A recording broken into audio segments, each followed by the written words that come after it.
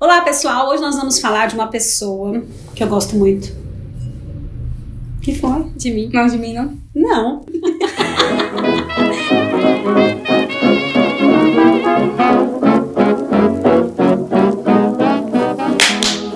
Que isso? Ai, ó, deu certinho. Isso foi a Tata que ensinou. A gente faz assim pra sincar o áudio com a filmagem. Ela já meteu. Quer que faz de novo? Quer que faz mais um? Eu acho que deu pra sentir. Nada. Precisa de mais alguma coisa, viu? Porque lá atrás minha mão funciona. A gente vai descobrir só. Ainda beija no final. Eu acho que você tem que falar assim: oi, gente! Aí a Rafaela fala oi, eu falo oi! Oi, meu Jandira. Então tá, vamos lá.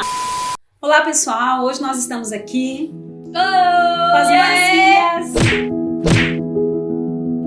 Lindas! maravilhosas. Ela não falou, mas ela ia falar isso. Eu senti, por isso que eu completei. Maravilhosas mesmo! A história de Neemias sempre me chama a atenção e até traz alguma semelhança pra gente, não é isso? Porque Neemias, quando ele tá lá no trabalho dele, trabalhando bem, Como um copeiro ganhando bem, do rei Atarxa. Atarxerxes, Machista!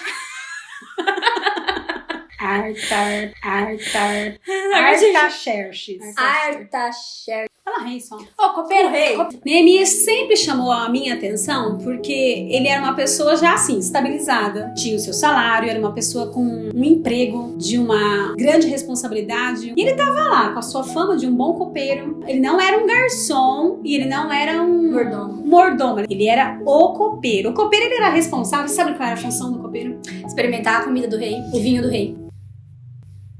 Porque Ou seja, ele comia bem. ele Comia o que eu recomia. Ele comia o que o rei comia, mas Tinha- ele provava, na verdade. Tinha ali a chance de ter um veneno e ele também comer bem a última refeição dele, né? Já morrer ali. Só que, segundo o que eu pesquisei, ele vasculhava tudo que entrava no palácio. Então, ele era uma pessoa, assim, de muita confiança do rei. Então, quando ele ficou sabendo das notícias do povo judeu, do povo de Jerusalém, com toda essa vida que ele tinha, ele ainda assim se compadeceu e a Bíblia diz que ele chorou. Ele poderia nem ter ligado. O Neemias já estava jejuando por algum tempo, já estava orando e o próprio rei percebeu no semblante de Neemias de que ele estava triste. Eu acho interessante isso sobre Neemias, porque ele podia ter parado pra pensar que não era problema dele. Jerusalém era um lugar que Neemias nem conhecia, ele nunca tinha ido até lá, mas ele se sentiu compadecido por aquele povo. Acho que era uma compaixão dada pelo próprio Deus, inclusive. Eu acho interessante porque que essa notícia chega a Neemias. Ele não se tornou um homem de oração porque ele recebeu essa notícia, mas na verdade ele era um homem de oração. A gente sabe que uma pessoa que ora, ela é mais sensível à voz do Espírito Santo. Quando eu leio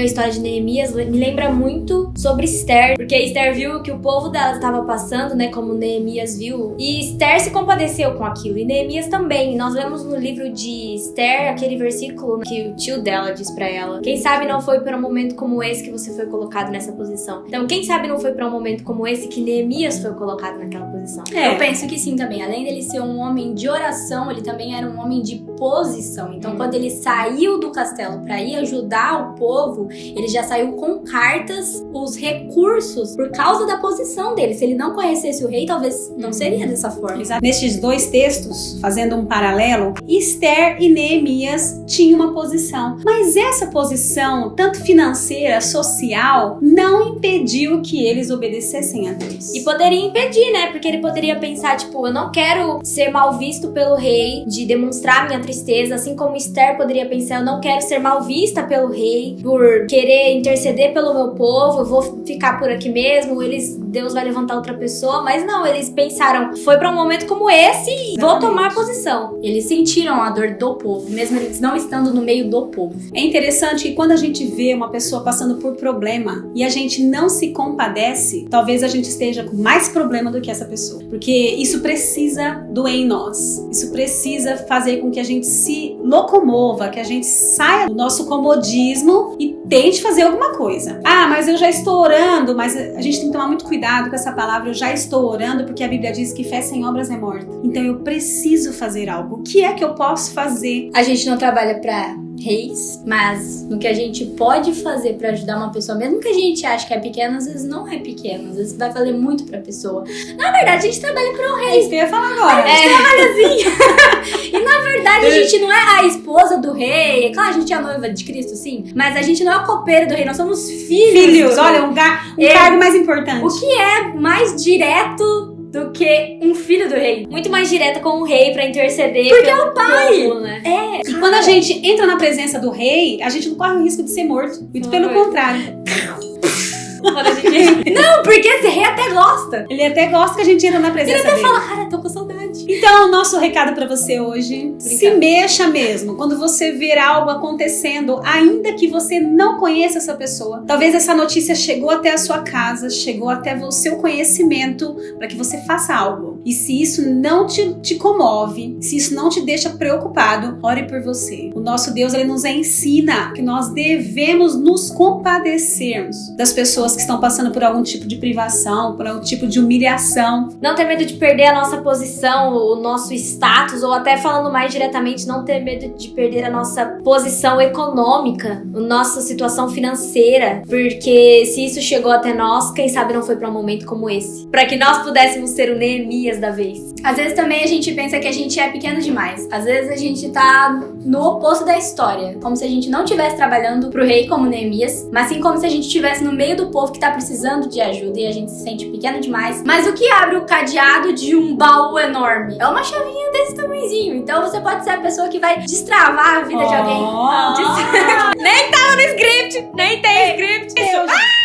Acho que deu. Então é isso, gente. Se inscrevam no canal da minha mãe, em algum lugar aqui em cima. Gente, que sempre quis falar isso. Aqui em cima, aqui embaixo. A gente vai... Tá falando errado também? A gente vai aparecer mais vezes aqui, Ou não? É verdade, vai aparecer. Vai. vão aparecer. Usado. Toma café, vai. Meu Deus do céu. Da próxima vez a xícara vai ser vazia, porque assim ocorrem muitos acidentes. Deus abençoe você. E até a próxima. Tchau! Vamos fazer uma saída dramática. Tá. Ah, eu pensei no café. Pensei de verdade, olha. Mentira. Ficou um pedaço, mas eu acho que foi um pedaço bom, ó. Não, gente, eu acho que é desse jeito que eu vi no meu sonho.